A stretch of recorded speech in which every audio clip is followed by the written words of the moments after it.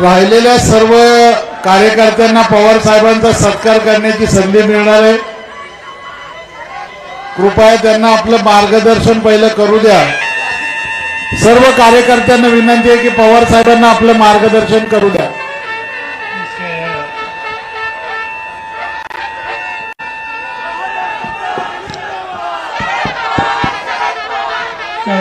अध्यक्ष कांग्रेस पक्षाचे महाराष्ट्राचे अध्यक्ष नाना पटोले, इंडिया आघाडीचे या ठिकाणी उपस्थित असलेले सर्व राजकीय पक्षांचे नेते आणि मंत्री अशा कार्यकर्त्यांचा 85 मेळावा आहे। ठीक आहे, आम्हाला महाराष्ट्रातून देशामध्ये जे परिवर्तन करायचे त्यासाठी विचारी कार्यकर्त्यांचा संच हा उभा करण्याची आवश्यकता आहे आणि त्याची पूर्ण तयारी काँग्रेस आजच्या या बैठकीतून होती। आपण बघितलं गेल्या 60-70 वर्षामध्ये अनेक राज्यकर्ते आपण पाहिले, काँग्रेसचे पाहिले, समाजवादी पाहिले, अगदी भारतीय जनता पार्टीचे अटल बिहारी वाजपेयींच्या सारखे सुद्धा नेते आपण पाहिले। कधी असं वाटलं नाही या देशाच्या संविधानाची चिंता ही करण्याची, कधी असं वाटलं नाही की सामाजिक ऐक्याला समान लावण्याच्या संबंधीची स्थिती या देशामध्ये तयार झाली। पण गेल्या 10 वर्ष आपण बघतो मोदी साहेबांचं राज्य एक अजब प्रधानमंत्री आपण या देशामध्ये पाहिजे। त्यांची सगळी भूमिका ही गेले अनेक वर्ष या देशाला दिशा द्यायचा प्रयत्न ज्या भारताच्या नेत्यांनी केला त्यांच्याबद्दल जनतेमध्ये घृणा कशी तयार होईल आणि वेगवेगळ्या रस्त्याला कसं नेता येईल हा एक पहिली कार्यक्रम आज राज्यकर्त्यांच्याकडून होतो। मोदींची अलीकडची वाटचाल एकच गोष्ट हल्ला कसा देशाच्या पहिल्या प्रधानमंत्र्यांचा जवाहरलाल नेहरूंचा ज्या कुटुंबानं देशासाठी सर्वस्व दिले स्वतः स्वातंत्र्याच्या आधी स्वातंत्र्यासाठी आयुष्याचे 5-10 वर्षापेक्षा अधिक काळ तुरुंगामध्ये घातला। स्वातंत्र्य मिळाल्याच्या नंतर या देशामध्ये संसदीय लोकशाही ही मजबूत कशी होईल या प्रकारची खबरदारी वाढली। दुनियेमध्ये या देशाची इज्जत वाढवली आणि आधुनिक विज्ञान आणि शास्त्र याच्या मदतीने हा देश योग्य दिशेला कसं जाईल हे महत्वाचं काम त्यांनी केलं। कारखानदारी उभी केली, विज्ञानाच्या आधाराने अनेक संस्था उभ्या केल्या आणि हा देश प्रगतीच्या रस्त्यात गेला. सगळं जग हे मान्य करतंय, पण मोदी साहेब मान्य करत नाही. त्यांना लाईट हातामध्ये मिळाला की नेहरूंच्या टीका करणं हा एक तरी कार्यक्रम अलीकडच्या काळामध्ये झाले. आणि म्हणून राष्ट्राच्या उभारणीसाठी ज्यांनी कष्ट केले, त्याग केला, दृष्टी दिली, अशांचा सन्मान जर राज्यकर्त्यांच्याकडून होत नसतील तर हे राज्यकर्ते देशाच्या सामान्य माणसाची हिताची नफरत करणारे अशा प्रकारचा दावा करता येणार नाही. आपण नेहमी सांगतो हा देश शेतीप्रधान आहे. अनेक गोष्टी या क्षेत्रात शिकावतात. महाराष्ट्रात केलं, देश पातळीवर केलं. मला असंच आहे की देशाच्या कृषी खात्याची संपत्ती घेतल्याच्या नंतर काही दिवसामध्ये बातमी कामावर आली. बातमी अशी होती की यवतमाळ जिल्ह्यामध्ये एका शेतकऱ्यांनी आत्महत्या केली. स्वतःची केली का आत्महत्या केली? कलेक्टरला विचारलं, त्यांनी माहिती घेतली आणि काही गंभीर कारण आहेत असा खुलासा माझ्याकडे केला. मनमोहन सिंग प्रधानमंत्री होते. मनमोहन सिंगांना सांगितलं की या देशाचा अन्नदाता आज त्यांच्यापैकी कुणी आत्महत्या करत असेल तर त्याची कारणं शोधली पाहिजे. आणि ती कारणं जर शोधायची असेल तर तुम्ही आणि मी जो होईल तो प्रश्न त्यांच्याकडून समजून घेतले तो होईल पुढे गांभीर्याने त्या पक्षाकडे वागला जाईल. मनमोहन सिंगांनी सांगितलं ठीक तुझा आत्महत्या नाही येऊ आपण जाऊया वेळी दुसऱ्या दिवशी विमान काढलं. नागपूरला आम्ही दोघे आलो. नागपूरवरून यवतमाळला गेलो आणि त्या कुटुंबामध्ये त्याच्या पत्नीला भेटलं की त्याने आत्महत्या केली. तिला विचारलं की का आत्महत्या केली? तिने त्याने सगळे सांगितलं मुलीच्या लग्नाच्यासाठी कर्ज काढलं होतं. फीस गेलं हाताचं, कर्ज देता आलं नाही. दुसऱ्या मुलीचं लग्न ठरलं होतं आणि कर्ज दिलं नाही म्हणून सावकारांनी घराची वाणी तुझी बाहेर काढली, अमृता प्रश्न नाव केला आणि त्यावर आमची स्थिती असं हे कळल्यावर दुसऱ्या मुलीचं लग्न ठरलं असतं तर भावनांनी ते लग्न होते. दुसरी विषय तेव्हा संकट आलं, फीस गेले, देण्याची अल्फत लागली आणि सावकाराला सोन देण्याचा प्रसंग आला. म्हणून त्या महिलेने आत्महत्या केली आणि दोघं परत गेलो. विहाराचं आम्ही चर्चा केली, ते मदत झाले. मग झाला मनमोहन सिंगांनी सांगितलं की तुमचा अभ्यास आहे, तुम्ही त्याच्यात सोयीस्कर खोल जा आणि काय उपाय करायचा देशिकाला कल्पना द्या. आम्ही लोकांनी अभ्यास केला, तज्ञांची मतं घेतली आणि ठरवलं या देशाच्या पहिल्या आईची इवान राखणाऱ्या शेतकऱ्याच्या डोक्यावरचं कर्जाचा बोजा जोपर्यंत कमी होत नाही तोपर्यंत हा आश्वासाचा रस्ता बंद होणार नाही.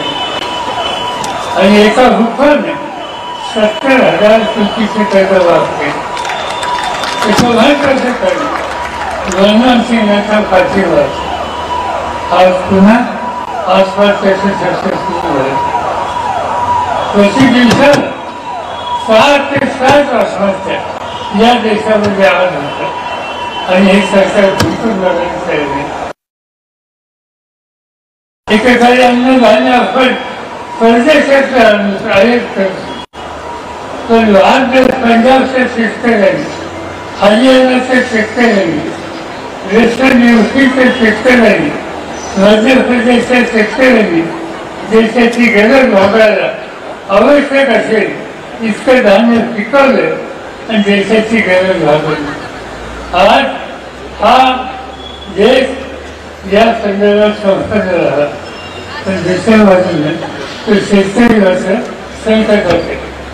1 वर्ष दिल्लीच्या दारावर पंजाबमध्ये हरियाणा असेल काही हजार शेतकरी 1 वर्ष धरण्याचं सरकार धरण्याचं अनेक आंदोलन आपण पाहतो तर 1 वर्षभर कुटुंबाचे सगळे लोक दिल्लीच्या सीमेवर उन्हाळ्यामध्ये पावसाळ्यामध्ये थंडीच्या दिवसामध्ये त्या ठिकाणी आपलं मत मांडण्यासाठी बसतात आणि सरकार त्या संबंधी झिंकून सुद्धा बघत नाही. आज पुन्हा एकदा हे आंदोलन त्या ठिकाणी सुरू झालं आणि म्हणून ज्यांच्या हातात सत्ता आहे त्यांना या काळाची इमान राखणाऱ्या शेतकऱ्याच्या या देशाची लुटीची गरज वाढवणाऱ्या शेतकऱ्याच्या हिताच्या संबंधीची काळजी नसेल तर आपल्याला सामुदायिक शक्ती करावं लागेल आणि या लोकांना जसं शेतामध्ये पीक घेतल्याच्या नंतर तण वाचतं गवत वाचतं ते जसं टाकतो आपण आणि उचलून फेकतो तसं या सरकारला आणि या राज्यकर्त्याला फेकायचं. ठीक अवस्था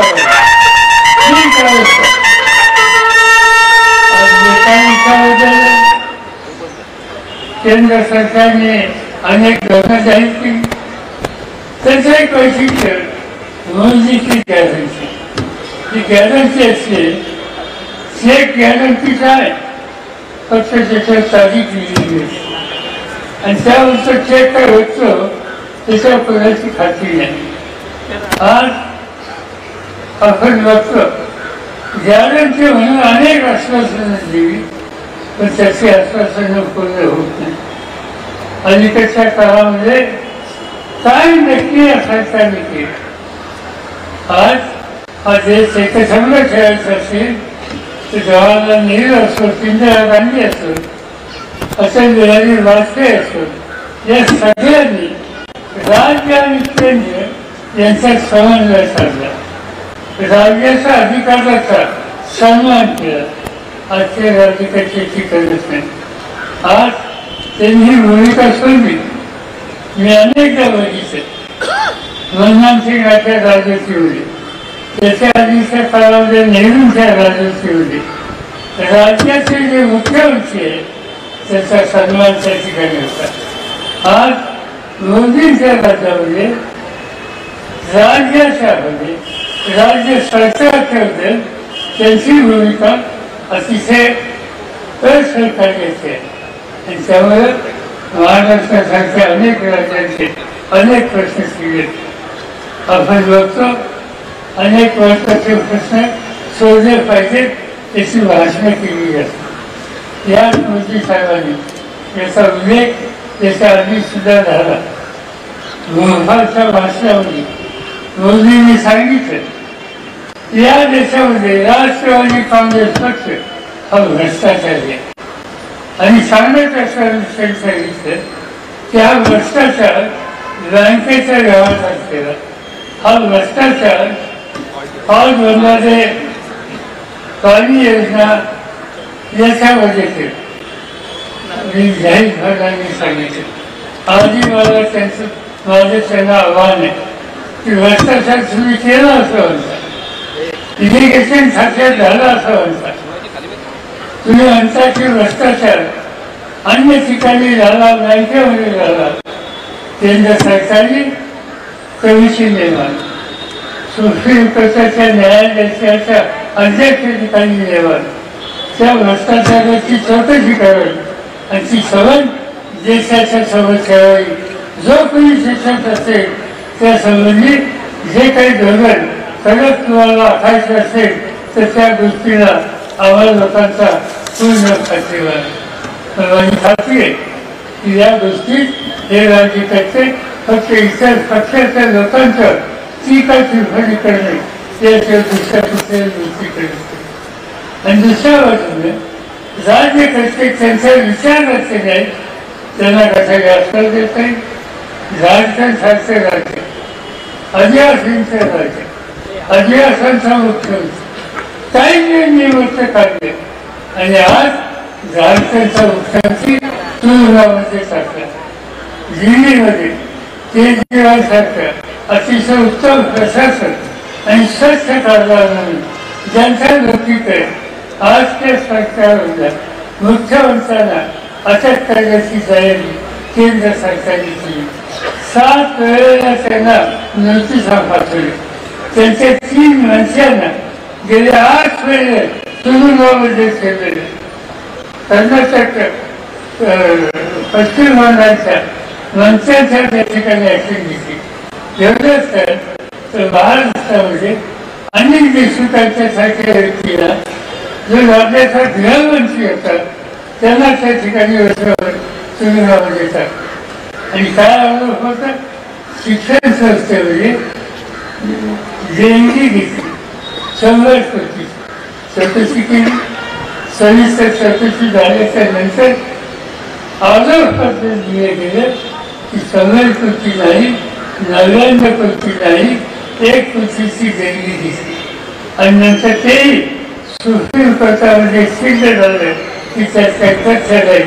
आणि 6 जुने अनेक देशमुखांना तुरुंगामध्ये ठेवलं. त्यांची आज या ठिकाणी सुटका झाली.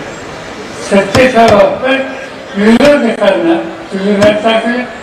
त्यांचा खोटे खर्चावरनं जसा या ठिकाणी उल्लेख झाला सामनाचे संपादक त्यांना याच्यात केली. तुमच्या टीका टिप्पणी करा, तुमचे मित्र बोलता, तुमच्या मित्र लिहितात, लगेच जात तुरुंगामध्ये. आणि त्यामुळे आज या देशामध्ये सत्तेचा गैरवापर हा कसा केला जातो या संबंधीच्या एक अनेक उदाहरणं आजच्या राज्यकर्त्यांनी केलेली आहेत. आणि त्यामुळं हे पुस्तक आवडलं पाहिजे. आणि हे आवडायचं असेल सामान्य माणसाच्या लक्षात आले ईडी असेल, CBI असेल, अन्य संस्था असतील यांचा वापर करून त्यांच्या विचाराशी सहमत न होणारे जे जे घटक आहेत त्यांना यातना निर्माण करणं, अटक करणं, त्यांचा खोटे खर्चे भरणं या प्रकारची भूमिका आजच्या राज्यकर्त्यांनी सुरू केली. आणि याचा अर्थच हा की मूलभूत लोकशाहीचा जो अधिकार आहे त्याचा हा घाव घालण्याचा प्रकार आहे. आणि तो जर घालवायचा असेल तर आपल्याला या देशामध्ये बदल केल्याचं गरजेचं आहे.